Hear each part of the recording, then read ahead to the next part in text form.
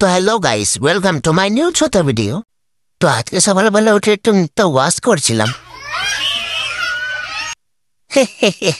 মানে আর কি, মুখটা একটু সাবান দিয়ে মেকআপ করছিলাম।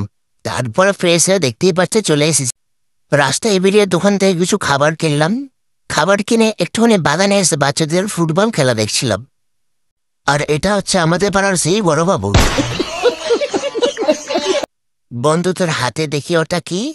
কই, দে দে দে দে দে। তারপর বন্ধুকে আমি বললাম, বন্ধু রাগ করিস না, আমি এক প্যাকেট কিনে দুজন মিলে একসাথে খাওয়া হবে।